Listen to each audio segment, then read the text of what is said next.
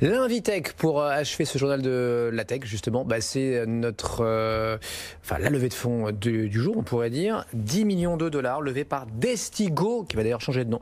Guillaume Laporte, bonsoir. Bonsoir. On est ravi de vous avoir. Guillaume, vous étiez venu, alors vous me le rappeliez, c'est vrai qu'on en voit beaucoup défiler. Il y a un instant, pendant le papier de Simon Tenenbaum.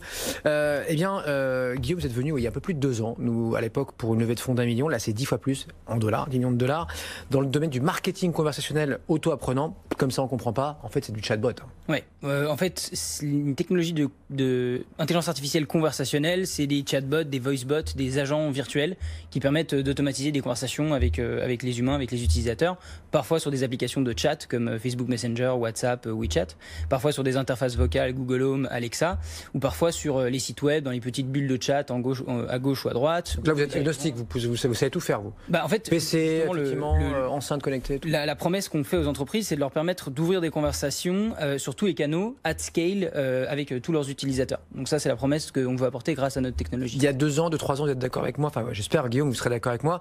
La tonnesse n'était pas tenue. Je ne parle pas de vous, mais souvent, c'était quand même très déceptif, les assistants. Oui. Et plus ça va, et mieux ça va, évidemment, parce qu'ils apprennent. Et puis même vous apprenez surtout derrière, en gardant nos déceptions ou nos réponses qui n'ont pas toujours le succès escompté. Là, aujourd'hui, vous travaillez avec des très grands comptes qui, visiblement, sont contents. Oui, effectivement, c'est effectivement ce qu'on constate, notamment grâce à la levée de fonds. Donc c'est une preuve de notre succès. Les bots en général, les chatbots, c'est vrai que c'était assez controversé ces 18 derniers mois parce qu'il y a eu une espèce de courbe où on était un peu déçus. Est-ce que vraiment ils fonctionnent? Et en fait, ce qu'on constate, c'est les acteurs qui sont spécialisés, qui sont verticalisés, qui ont développé une brique technologique pour résoudre un cas d'usage ou un ensemble de cas d'usage bien précis. Et c'est ce qu'on a fait du coup avec Mindset, précédemment Destigo et désormais Mindset. On a attaqué la verticale du domaine du travel, transport, mobilité pour aider les entreprises justement dans ces verticales dans ces verticaux à répondre aux questions des utilisateurs. Pourquoi le tourisme? Pourquoi vous êtes spécialisé là-dedans? C'est là où il y a le plus de demandes, c'est là où c'est plus simple d'automatiser, j'en sais rien, avec une compagnie aérienne, avec un hôtelier. En fait, c'était un peu un constat de plusieurs choses. On se disait qu'il y avait une vraie valeur ajoutée à apporter aux utilisateurs. On a tous déjà été dans la situation quand on prend un vol, on a son train qui part, le check-out à l'hôtel ou un VTC par exemple. Il y a une grosse contrainte de temps. Et donc, du coup, quand on a une question et quand on est dans une problématique, le fait d'appeler un service client ou d'envoyer un mail, c'est pas une expérience optimale. C'est l'horreur. On perd 5-10 minutes et... Exactement. Et donc, le fait on s'est dit, direct, si on arrive à mettre un vrai bot intelligent qui est capable de répondre aux questions correctement des utilisateurs et les aider, on sait qu'on va avoir beaucoup de valeur pour les utilisateurs. C'est quoi les 2-3 questions qui reviennent tout le temps? Ça dépend des entreprises avec lesquelles on travaille. Les compagnies aériennes, l'hôtellerie, les transports publics. Dans les transports, on a pas mal de trucs forcément autour des perturbations, les horaires de passage, les départs. Dans les compagnies aériennes, on a beaucoup de questions autour des bagages, des services additionnels. Est-ce que c'est inclus? Combien ça va me coûter? Exactement. Et le but, c'est de décharger in fine les équipes de service client de ces entreprises pour leur permettre de dédier plus de temps aux questions à forte valeur ajoutée.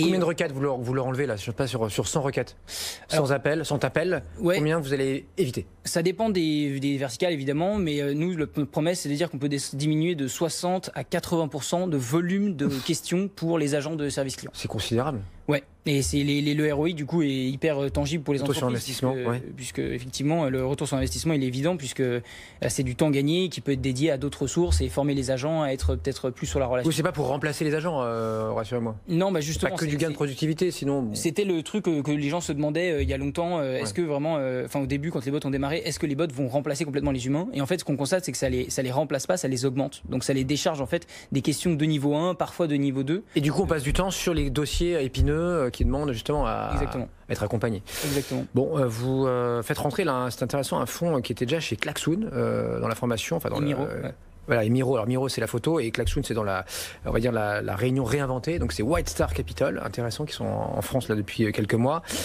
Partech qui remet au pot, et puis des clients là, comme ADP ou Accor aussi qui sont dans cette levée. C'est ça, un mix entre des investisseurs institutionnels VC et corporate pour nous accompagner. White Star Capital, c'était un choix qui est devenu assez évident puisque c'est un fonds d'investissement qui a vraiment une portée internationale et qui est en plus spécialisé sur les tours de table série A, série B, donc tous les tours qui vont de 5 à 25 millions d'euros. Ça va vous aider à percer le marché américain là? Parce que j'imagine que vous avez des concurrents là-bas. À partir à l'international. Donc l'idée, c'est qu'on a construit un actif technologique aujourd'hui qui est assez pertinent et vraiment unique. Et donc l'idée, c'est d'aller le faire profiter à d'autres entreprises. Et le marché américain, ça nous semble un bon terrain de jeu pour prouver ça, quoi. Ouais. Il y a déjà des clients américains, vous avez, j'imagine. Ouais. Disney, j'ai vu là. Ouais, alors Disney, effectivement. C'est Disneyland Paris. C'est Disneyland Paris. Ouais. Il faut la Floride maintenant et puis il y a la Floride, la côte ouest, le groupe Disney, quoi. Donc effectivement, il y a d'autres opportunités. Là, c'est beaucoup plus. Sinon, c'est Carlson Wagonlit, CWT, qui est une agence de voyage d'affaires numéro 2 ou 3, ça dépend un peu dans le monde. Et donc on travaille avec eux depuis 1 an et demi. Donc effectivement, on a déjà un client aux États-Unis, donc ça nous paraît assez naturel d'aller se développer là-bas. Donc Destigo, ne dites plus Destigo, maintenant c'est Mindset, donc S-A-Y à la fin. Pourquoi Mindset, d'un mot? Mindset, parce qu'en fait on se disait on veut vraiment être une entreprise d'intelligence artificielle et répondre aux questions que les gens ils ont top of mind. Donc dès qu'ils ont une question, ils la posent et on est capable d'y répondre. Merci Guillaume. 10 millions de dollars donc levés par cette startup qu'on suit quasiment depuis le début. Merci Guillaume, revenez nous voir. Donc et n'attendez pas le prochain tour de table, il y aura d'autres choses à raconter, j'imagine. Avec plaisir. 20h12, courte pause, on revient juste après ça.